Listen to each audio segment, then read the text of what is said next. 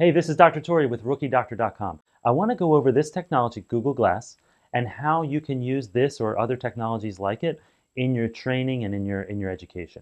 Now, let me start with a massive disclaimer. This is not yet socially acceptable. I mean, imagine having a conversation with somebody holding your phone up like, hey, yeah, how's it going? Oh, okay. Yeah, uh-huh. And so, so how'd you do on that last test? And blah, blah, blah, right? You would not feel comfortable. Well, the same goes for Google Glass. Sometimes people don't feel very comfortable when others are wearing it. How still might we use it in our training? The first thing is make sure you're allowed to use it.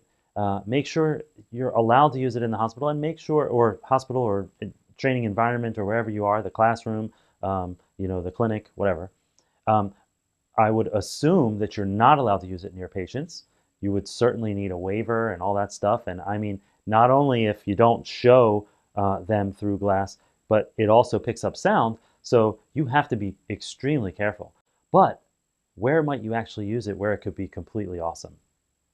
Let's say you're on a rotation somewhere and there's a particularly awesome attending that you have, and they pulled out some paper from the printer or something and started drawing on it and saying, oh, here, this is how you read PFTs, or this is how you read the, flow volume loops or whatever, right? So as they pull out the paper and they start drawing, you say, oh, excuse me, Dr. So-and-so, is it all right if I just put this on glass so that I can record this? A, I can look at it later. B, I can share it with the rest of the people in the program. And C, maybe you can use it. Maybe you can save it, and the next time you have to teach this or have to run to something, maybe you can give it to the fellows or the residents or med students. Let them watch it while you're taking care of something else, so it'll save you some time. Is it all right if I just do this here? Now, again, making sure you're not in an environment where it would be awkward to record, but you could record with glass. Just say, okay, glass, record a video, and then it will start recording. And mine did not start recording. That's good. I had that turned off. But you can record a video and record a video of the actual teaching session, and then you have it for later. Another way is, what if you could have a Google Hangout where you have a study group? Maybe you're going over something, and one of you has to demo something or show something. Maybe one is in the anatomy lab and the others are not. Or maybe one is at an away rotation and has something awesome there that others have never seen. Maybe you've never seen the Da Vinci robot and you want to see what that looks like. Well, you could have a student there at the robot or someone else, a student, a fellow, attending, whatever, with Google Glass on.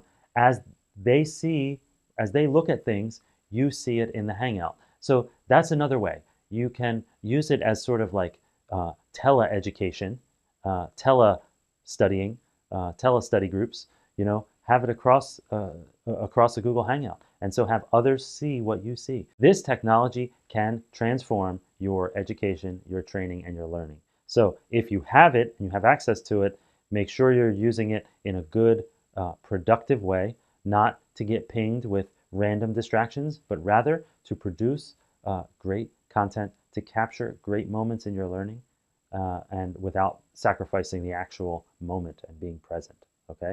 So that's how I would recommend using Google Glass. Record those awesome talks that are off the cuff by an amazing attending, and use them for Google Hangouts when you want to share an experience or a learning point with someone else remotely.